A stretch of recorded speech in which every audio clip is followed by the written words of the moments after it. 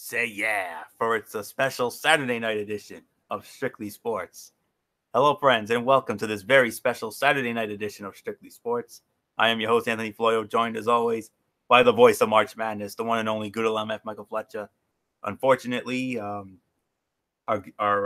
third partner in crime, the one and only Michael Bullock, not with us this evening, and for very good reason. At this hour, he is at the Salty Brine Beach, where he is as of this hour, still going on with the 24-hour super plunge to benefit Special Olympics Rhode Island. Him and his family are down there right now, and well, we're gonna have a very special shout out for him at the end of the show. But there are not enough words to describe how proud of him that we are, and you know, his the videos have been surfacing of him, for just about each and every plunge. And man alive, I can't tell him. There's not enough words. So that's why he's not with us tonight. I'm sure we'll have him back with us Monday night on Ridiculously Raw. But anyways, we had to cancel last night's show because MF had plans, but thankfully not tonight. We're here tonight, and of course, this show will be all about the NCAA tournament right now. And I can honestly say today has been a very underwhelming day, if I'm going to be honest with you, because almost every game has been a rout. We've only had one close competitive game all day long, and it was the very first game that started out the day. But since then, it's well, maybe two. But other than that, it's been nothing but routes. It's very hard. It's very hard to sit through routes. So, but here tonight, we're gonna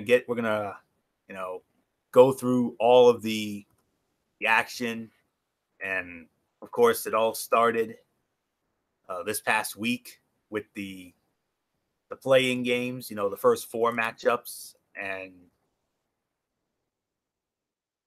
just excuse me for a minute. The very first, which took place on Tuesday over in Dayton, Ohio. We had Fairleigh Dickinson knocking off Prairie View 82-76. Belmont over Temple 81-70. Those games were on Tuesday night. And then on Wednesday night, North Dakota State over North Carolina Central 78-74, and Arizona State knocking off St. John's 74-65. In the Washington, D.C. region, number one overall seed Duke, no trouble with North Dakota State 85-62. UCF over VCU 73-58. Liberty, in a 12-5 upset that I called, knocked off Mississippi State 80-76 for their first ever NCAA tournament win. Virginia Tech with a win over St. Louis 66-52. Maryland escaping Belmont 79-77. LSU, hard-fought battle with Yale, but LSU got the win 79-74. Minnesota over Louisville 86-76, and Michigan State over Bradley 76-65. In the West region, Gonzaga, no trouble with Fairleigh Dickinson whatsoever, 87-49. Baylor over Syracuse 78-69. Another 12-5 upset. Murray State, my goodness, what a very impressive performance by them. They knocked off Marquette 83-64. Florida State holding off Vermont 76-69. Buffalo with an easy win over Arizona State 91-74. Texas Tech over Northern Kentucky 72-57. Florida over Nevada 70-61. Michigan with a win over Montana 74-55. And that's so far in the West. When it comes to first round action, in the Midwest, North Carolina, no trouble with Iona 88-73. Washington 78-61 over Utah State. Auburn surviving New Mexico State 78-77. Kansas, easy win over Northeastern 87-53. Ohio State upsetting Iowa State 62-59. Houston, very impressive win over Georgia State 84-55. Wofford, the team that I told you to keep an eye on, they knocked out Seton Hall 84-68. And Kentucky, easy win over Abilene Christian, 79-44. And in the South, Virginia was in trouble early. Number 1 seed Virginia. We thought, oh my God, are they going to lose again? But nope. They got their redemption. They knocked off Gardner-Webb, 71-56. Oklahoma, man alive, 95-72 over Ole Miss. MF, you witnessed a clinic by the Sooners. Another 12-5 upset. Oregon over Wisconsin, 72-54. And then maybe the upset of the tournament so far, UC Irvine with a 70-64 win over Kansas State. Villanova escaping St. Mary's, 61-57. Purdue over Old Dominion, 61-48. Iowa defeating Cincinnati, 79-72. And Tennessee over Colgate, 77-70. So first time in 5 years that we've seen 3 12-5 upsets in the NCAA tournament. MF always makes a big deal about the 12-5 upsets, and I know MF couldn't be any more delighted. I know how much MF loves the 12-5 upsets, and hey man, he got 3 of them. So I know that's got to make you very happy, because I know how much you love the 12-5 upsets when it comes to the tournament. And looking over the first round results, I mean, obviously Oklahoma was maybe the most impressive, the way they handled Ole Miss.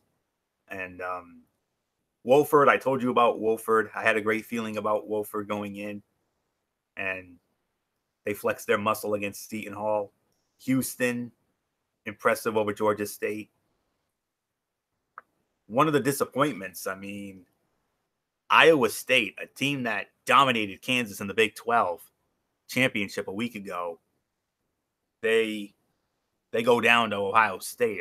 And Ohio State not as good as they once were, and I definitely have to consider that a bit of an upset there.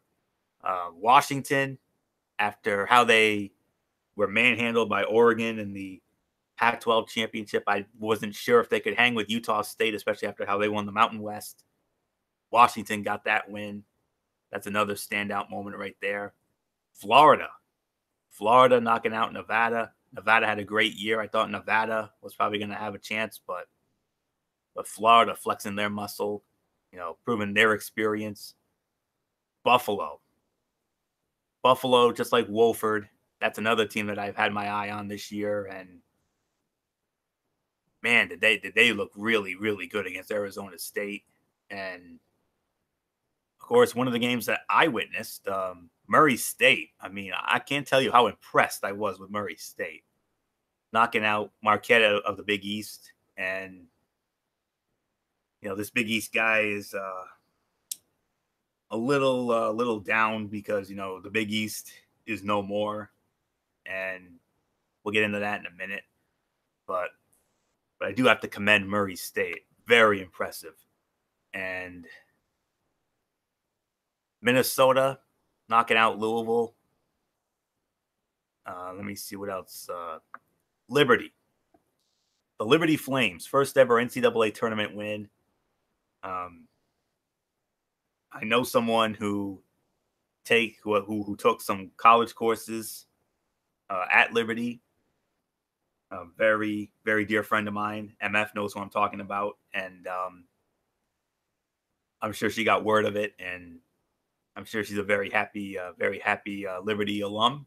And yeah, so Liberty, congratulations to them with their first ever tournament win. So yeah, I mean, and last but not least, the Dukies. I mean, last night, MF should know, because it was basically the Zion Williamson show. That kid is a beast. Let me tell you, he is an absolute beast. He is a superstar, and I will be shocked if they don't come out of this on top, because I mean, they are the odds-on favorites in my book, and as long as that kid is around, this may be the scariest Duke team I've ever seen. So, and I know they're on their way, and man, that block he made last night, that thing is still going. That thing is still traveling up in space somewhere. and then that dunk that he had, and man, he is so fun to watch. And good luck, UCF. Good luck trying to contain him. That's all I'm gonna say. So yes, those are pretty much my standout moments, from round one. And we'll break down the numbers in just a little bit. But right now, I want to bring in the voice of March Madness, the one and only good old MF Michael Fletcher. And MF, I mean, you saw it firsthand last night. Zion Williamson, that kid is a superstar in the making. Well, it wasn't just Zion Williamson who had a big game, but RJ Barrett had a great game. Cam Reddish had a big game. The big three of Duke shined in the first round. And yeah, they got themselves in trouble early as well, Anthony, in that game as well. As, you got to give a lot of credit where credit is due. To North Dakota State. I mean, a lot of people were talking about them being maybe a little bit of a football university. Well, they definitely have a very good college basketball team as well, and they had a great run. They almost they could have won it early. They had an early lead on Duke. They were playing them toe for toe, and a lot of people were wondering what's going on with Duke. How come they haven't hit the they haven't dropped the hammer yet. What's going on? Well, the second half, Duke's turned it around, started exploding left and right, and next thing you know, yeah, it was all over with. So, very impressive win over there.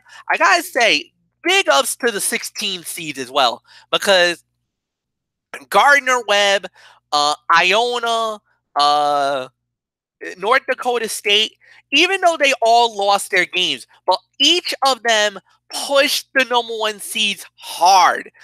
Virginia down by 14 at one point. North Carolina, a double digit, was trailing in double digits on Friday, last night. So if you really think about it, at the end of the day, yes, the ones did prevail, and yet they did get convincing wins at the end.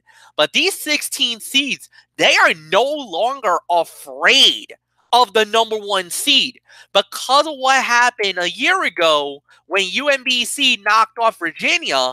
As you could tell that the 16 seeds were boldened. Like, we're not afraid of you guys anymore. We're not afraid of the big fish. We can take you guys out. And for most of them, they pushed, they made a couple of the one seeds slam the panic button early. So, I mean, it was a great performance, great event, no doubt about it. Obviously, the 12-5s, I love the 12-5 upsets. I got 3 out of the 4. We almost got the sweep. We almost got the sweep at the end. If it wasn't for New Mexico State, oh, what a heartbreaker that was for them, man. They could have won that, to be very honest with you. And then, of course, the usual suspects. The big powerhouses, the Kentuckys, the Michigan States, Tennessee, they all dominated. Oklahoma, really impressive in their first round matchup. Not much in the way of upsets that we saw, except the K-State over UC Irvine, but a lot of people actually picked UC Irvine to beat Kansas State. So it wasn't really that big of an upset. Yes, it was an upset because it was a 13-4. But if you looked at the body of work of both teams this entire season, this was kind of not really a major upset. So, but great performances all the way around. A great weekend to start off the first round of the NCAA tournament. Now we're definitely knee deep in round 2, and Anthony, I give it to you. Yep. So there's MF standouts from round 1. So let's get into round number 2, which kicked off today, and these were the scores as follows. LSU escaping number 6 seed Maryland. LSU, the 3 seed, they defeat Maryland 69-67. Number 2 seed Kentucky. I told you, didn't I tell you that Wolford was gonna was going to was going to be a major threat. I told you Wofford was going to hang with the big boys, and though Kentucky won it 62-56, hats off to Wofford, man. They hung with them. But the 3-point shooting, which they were so notorious for this season, ended up costing them in the end. Number 2, and then from there, unfortunately, it's nothing but routes. Number 2 seed Michigan, no trouble with 10 seed Florida, 64-49. Number 4 seed Florida State, ACC dominance. They absolutely had their way with Murray State, 90-62. Gonzaga, number 1 seed, knocking off Baylor, 83-71. Number 2 seed Michigan State over number 10 seed Minnesota. A rare conference matchup. We don't usually see these in the second round, but in this Big Ten battle, Michigan State showed why they were the class of the Big Ten this season. Number 3 seed Purdue. I mean, I got the matchup I wanted. I wanted to see Villanova against Purdue, but unfortunately, it was not as exciting as I thought it would be. Purdue, no trouble with the national champs, 87-61. So that means this year we are guaranteed new national champions, and it also kind of stinks for me because that's your last Big East team, if I remember, in the tournament. I don't think you got anybody else now. You're out. You only had 4. Oh, well, yikes. A very down year for the Big East. I mean, very down year. St. John's lost in the first 4 to Arizona State. Marquette got manhandled by Murray State. Seton Hall went down to Wofford, even though I was happy for Wofford because you know how crazy I was for Wofford. Absolutely. Understandable. And then, of course, Villanova getting dominated by Carson Edwards and Purdue. Carson Edwards, that's another young man that we need to keep an eye on. He is so fun to watch, let me tell you. So Purdue got that win, and that is for the moment. And right now, it's Kansas and Auburn right now. Yeah, we only got 1 game left. And can you believe Auburn, man? Wow, what is going on here? I mean, 51-25, Auburn leading Kansas. Well, Charles Barkley openly predicted this, and we kind of snickered at it. But the thing is that when you got dominant play, you're scoring, you're out-rebounding Kansas, you're wiping the floor with them. And this was one of those that maybe we didn't expect was coming. But let me tell you, they were motivated. They wanted it. Because if you think about it, in the first round, with Auburn, I think they just barely escaped. Or I don't want to say it was a bare escape, but they definitely didn't play to their full potential. I'm trying to find the score here. Give me a minute if I can find it. Where is it? It was Auburn. Where are you, Auburn? It's 51-25. Auburn leading Kansas. It's on. No. But I'm talking about the game on Thursday. The Auburn win. Who? New Mexico State. Yeah, and I got it. Auburn and New Mexico State. What did you want to get into about that one? Well, what I'm trying to get into it was that the New Mexico State game when Auburn knocked them out. And what I'm trying to say, okay, it was 78-77. A lot of people felt like New Mexico State was the better team.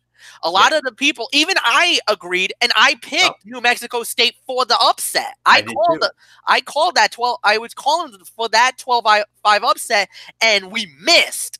And the thing was, if you're an Auburn fan, you are very lucky because of the fact that I think New Mexico State they kind of fell behind early and they got themselves in trouble, but then New Mexico State started making their shots. They were draining their shots. And this is where the game literally turned on its head. And like we said, we almost got the upset because New Mexico State dominated this game. They out-rebounded them 43-28. Out-assisted them. The turnovers, the steals, okay, credit, advantage goes there. But outshot them 49% to 46%. Free throws was 74 to 67. The 3-point shooting was the difference in the game. 39% to 28% advantage Auburn, and that's why they won that game. If it wasn't for that, if it wasn't for the 3-point shooting, I think we would have saw all 4 12-5 upsets, which has never happened before. And nope. And it was A.J. Harris of New Mexico State. He had an easy layup for the tie, but he went for the win. Yeah. But boy, oh boy, what a way for the Aggies to go down swinging Thursday.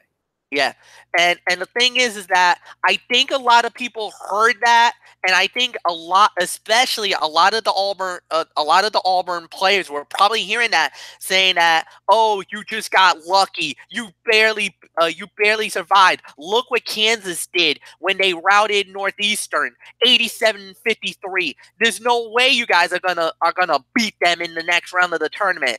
This is kind of the, oh yeah, watch this. And boy, are we watching right now.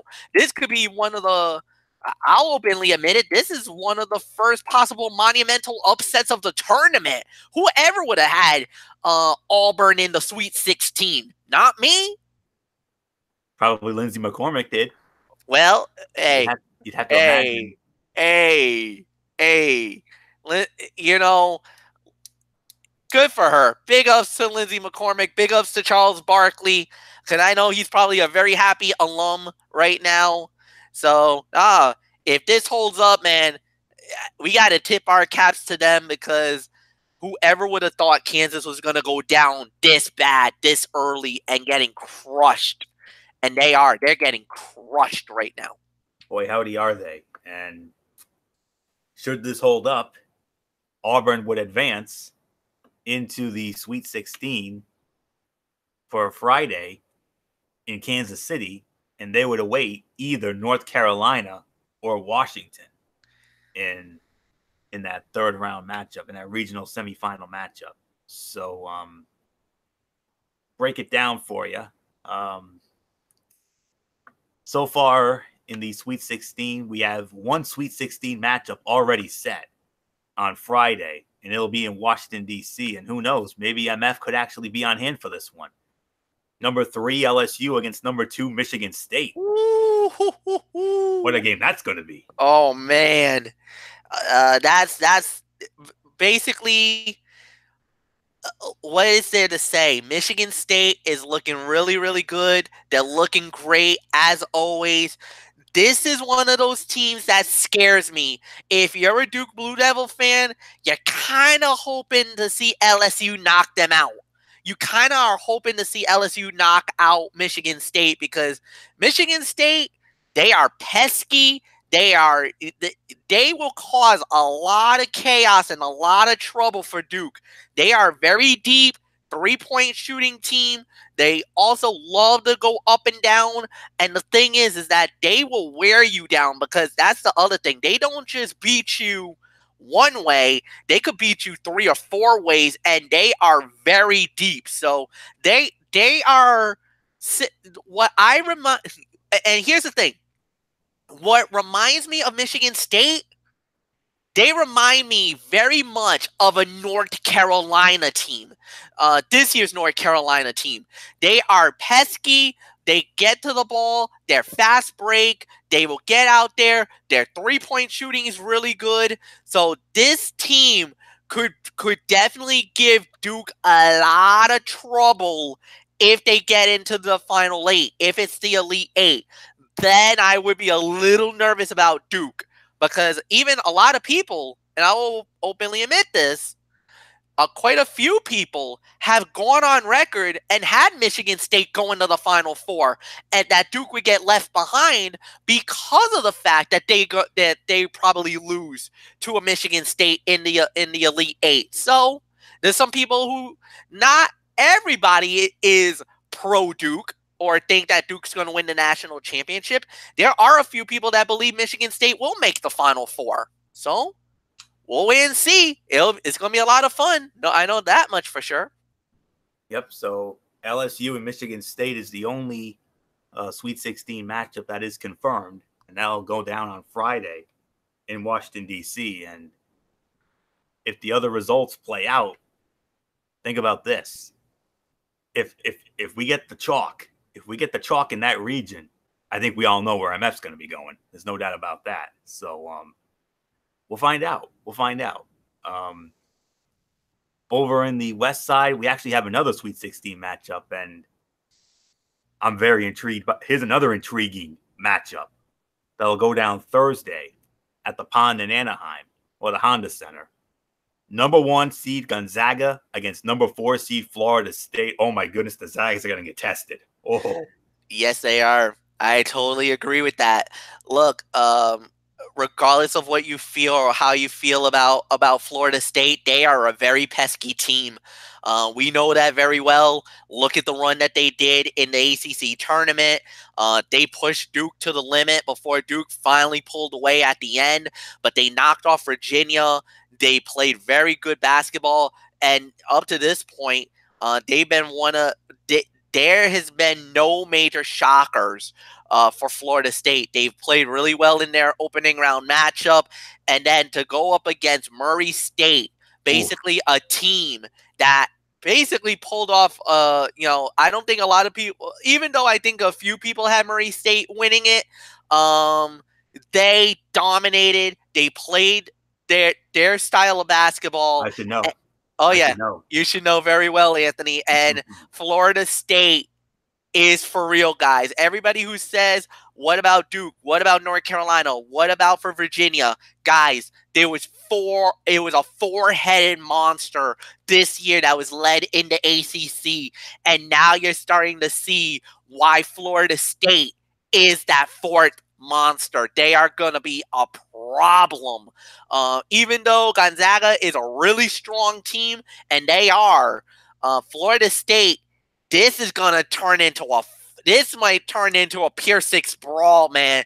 Don't expect this to be in the high 90s or 80s. I think first team to 70 is probably going to win this. Maybe so. And Michigan, the number 2 seed, they've advanced to Anaheim as well. And on Thursday, they will await either number 6 seed Buffalo or number 3 seed Texas Tech. So regardless of who comes out of that one, Michigan's going to have a fight on their hands too. Oh, yeah. I agree. I don't the way I see it is this. I don't believe they are a threat to Texas Tech. I don't think Texas Tech has the weapons or the arsenal that Michigan has. If Texas Tech goes over and they play Michigan, Michigan wins in a walk, in my mind. Buffalo, they will be problems. That would be a fight. That could be ooh, if you see it. And who knows, that might end up being your region if Buffalo gets there, Anthony. I don't know. I mean, maybe. I'm very intrigued. Very intrigued by the Anaheim. Mm-hmm. Considering there's no Big East teams, considering I have no Big East teams left, and the love affair I've had with Gonzaga these last 20 years. Yep, exactly. So it's possible. We'll have to wait and see. But I mean, yeah, this is definitely something to be behold. And let me tell you, one other region that I'm keeping a very, very, very close eye on, but I might start tailing away now, and I'm going to be very honest, was Midwest. North Carolina, if Kansas some way somehow pulls the upset or comes back to win, you already got Kentucky. Anthony, that's like 3 of the 4 on my Mount Rushmore. Everybody knows about my Mount Rushmore of college basketball teams, even though Michigan State and Duke is there. Yep. But, oh, God, 3 out of 4 would be even more sweeter. But, right now Auburn is dominating. They're at halftime, 51-25. But, man alive, man, what might have been if that would have happened. But then again, I'm not counting. Don't count Kansas out. I'm not counting Kansas. Yeah, that's what I was going to say. I'm not counting Kansas out. 2008, championship game. But it's not looking good. That's all I'm going to say. It's not looking good right now. Oh, no. Oh, no. Down year for Kansas. Down year for Kansas. That's all I can say. And, oh, man. But so far in that Midwest, Kentucky is the only team in that Sweet 16 after narrowly escaping Wofford. And Kentucky will await either Ohio State or Houston. And if Auburn should win, they would go up against either Carolina or Washington. So, all right. So we've pretty much we talked about the scores from the second round. So MF, I'm very curious. Out of the action that we've seen today, what stood out to you today?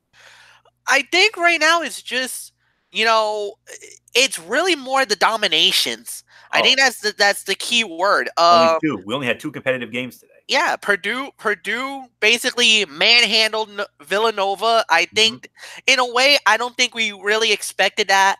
Michigan State, they looked great. LSU barely surviving. Good matchup.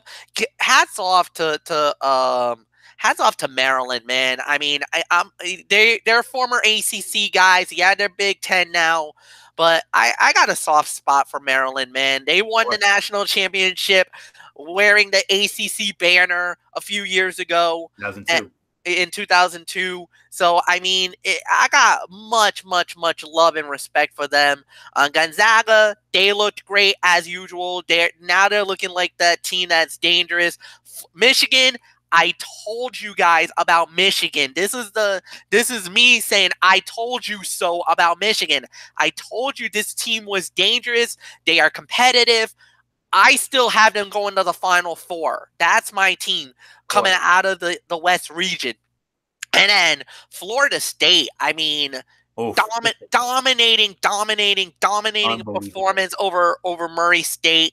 I don't think a lot of people didn't think it was going to happen, but they did. So it was just one for the ages. And then right now, Kentucky barely surviving. I would have thought that they were going to manhandle Wofford, but I got to give credit to Wofford, man. They were pesky more than anything else. No, you're right, Anthony. You got every right to be celebrating or to tip the cap to Wofford. They absolutely they played a great game. Absolutely. I mean, the future is bright for Wofford. Let me tell you, we talk about the Gonzagas, the Murray States, everything else. If Wofford becomes a staple in the NCAA tournament, I could see them making a Sweet 16 down the line. I don't think they're national championship caliber. No. But a Sweet 16 definitely is in their cards. If they keep all their players together, they could be right back here again next year and causing more headaches and making us run for the aspirin more than anything else. And then the biggest shocker right now for me is just the way Auburn's just manhandling Kansas at this point. So unreal. Yeah, like you said, I don't think none of us saw that coming, but it's happened. So nothing more to say. Yep. And as far as what I've seen today, only 2 competitive games all day, and they were the very first 2 games of the day. I mean, very first game of the day, LSU barely surviving Maryland, 69-67, and then the other competitive game, the Wofford and Kentucky matchup with Kentucky barely getting by them, 62-56. So since then, it's been routes and nothing but routes. I mean, Michigan by 15 over Florida, Florida State with that beat down of Murray State, the 28-point beat down. I can't tell you how impressed I was with that. And then Gonzaga with Baylor had them on the ropes a little early, but then the Zags flexed their muscle and now Gonzaga back into the Sweet 16. I believe they said this was their 5th or 6th consecutive trip to the Sweet 16. So they're not that little team that could anymore. Oh no, they're a powerhouse now. They deserve to be in that main event discussion, without a doubt. Michigan State continuing their Big Ten dominance with that easy win over Minnesota and setting up that very intriguing matchup with LSU on Friday. So, all right. So that's pretty much what what has stood out so far. So let's break down the schedule for tomorrow's action, and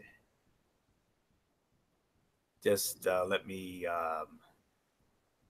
find it here. It'll start at 12:10 tomorrow on CBS with the number 10 seed Iowa against the number 2 seed Tennessee out of the South region. Purdue is the only team that is in the Sweet 16 out of that group. The group that will be heading up to Louisville, Kentucky.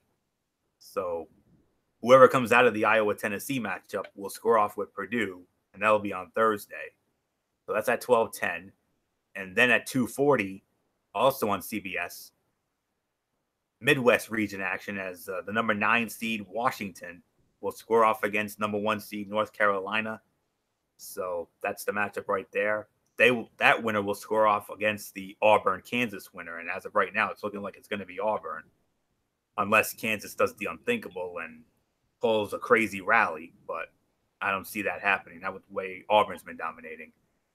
And then from there, 5:15 on CBS, out of the East region, number 9 seed UCF against number 1 seed Duke. MF and company will have that one for you.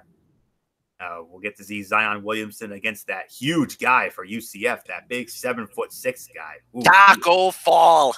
He is scary. Ooh-wee. Him and Zion tomorrow. Dude, meet me at the rim is what Zion has already been saying. But the thing is that that's a dangerous matchup. Yes, I know everybody's saying Duke is an overwhelming favorite. Best way to win that game, you got to get Taco Fall out of that game. You got to get him in foul trouble.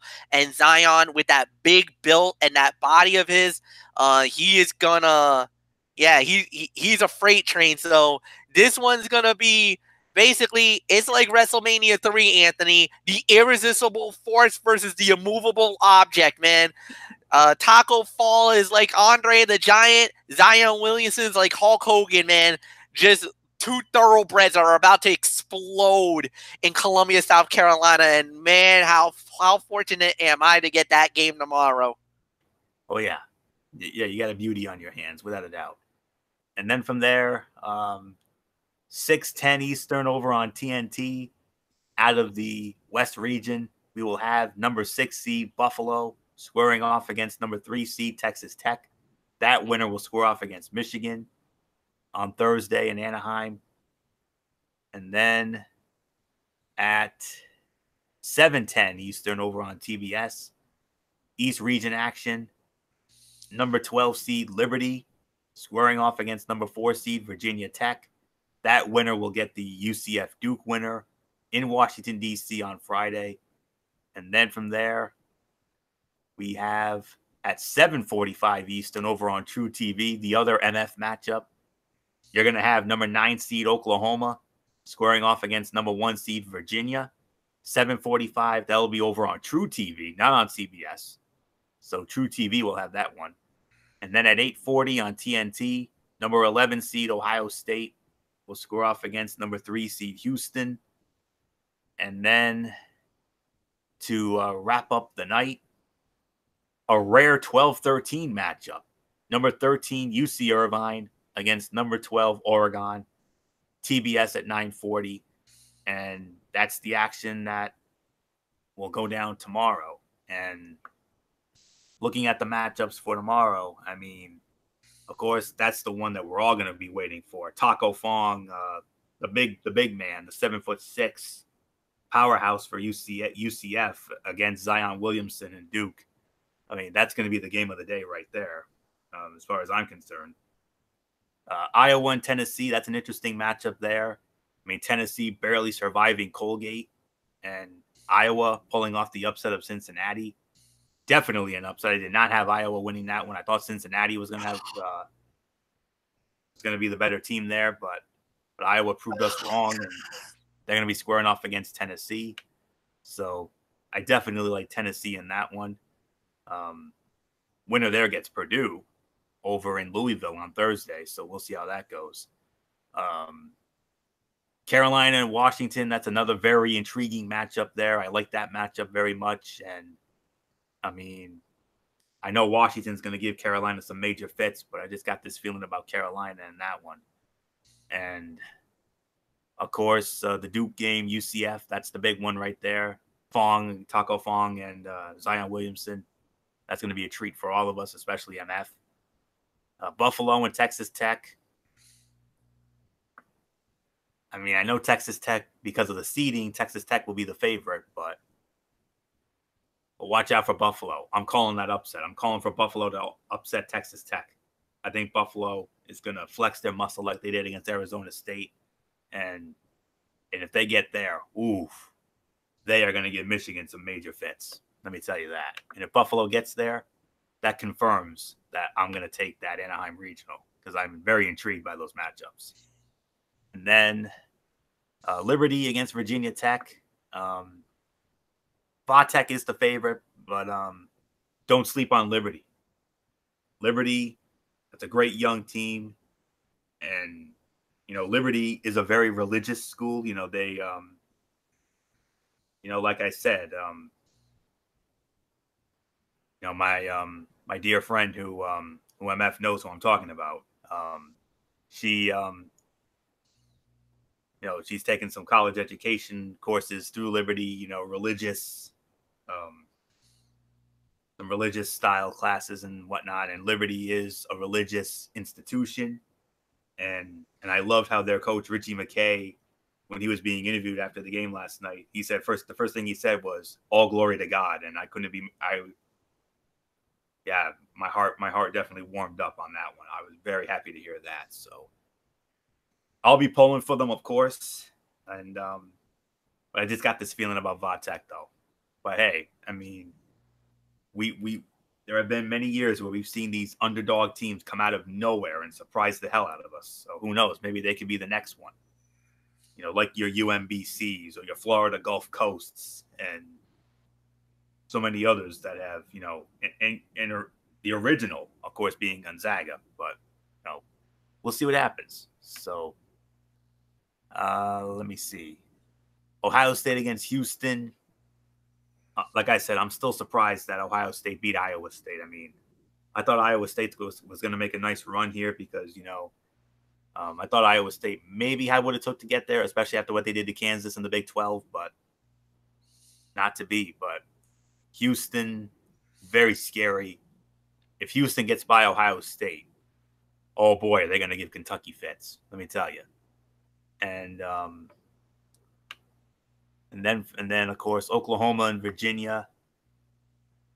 Virginia better not take Oklahoma lightly, especially after what Oklahoma did to Ole Miss. I mean, MF should know he had it, and he saw firsthand what Oklahoma could do to Ole Miss, and they manhandled them. So we'll see. And then UC Irvine against Oregon, the Cinderella matchup here. I mean, I would probably. I mean, we messed it up, but if we had to make a pick here, I probably would have gone. I probably would go with UC Irvine. I mean, I'm starting to believe in the Anteaters.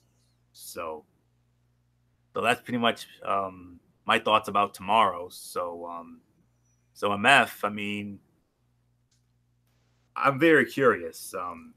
I mean, we already talked about your other game, UCF and Duke, but Oklahoma and Virginia. I mean, you saw what Oklahoma did to Ole Miss. Oh yeah, no, most definitely. And the thing is that with Virginia, they got themselves in trouble early. You know, they were down by 14, then they finally turned up the switch and won the game, and you know that was a good win for them. So I could definitely see where if Oklahoma is definitely on all cylinders, I could be yelling the infamous "Oh my!" the upset. It's very possible we could see it. So, I mean, whatever the case may be, we'll have to go from there. But no, without a doubt, this is going to be a very interesting matchup, to say the very least. So that's definitely going to be. I kind of got a feeling Buffalo. All right, so I'll break it down game by game. I think Tennessee will win. I think North Carolina will definitely win. Duke. I'm going to go with Buffalo, even though I think Buffalo will win this game and they will move on. There's going to be nothing more to say about that. Then, I don't know. I kind of feel like Virginia Tech will probably eke out a victory. I don't think it's going to be a a big victory here, but I think they'll eke it out. Virginia and Oklahoma, man, if you would have told me a few days ago, I would have gone with I would have gone easily. I would have said, "This is it. It's easy for me." I would go with Virginia, but the way Oklahoma played, now the door is open, and that could go either way. Of course, Houston and Ohio State, that can go either way as well. But I think Houston should advance. And then when it comes to the end to the end game, I kind of have to feel like Oregon over UC Irvine. Um, if that's the case, they move on. So nothing more to say. Anthony, it's yours. Yeah, so Auburn and Kansas at 67-49 in favor of Auburn.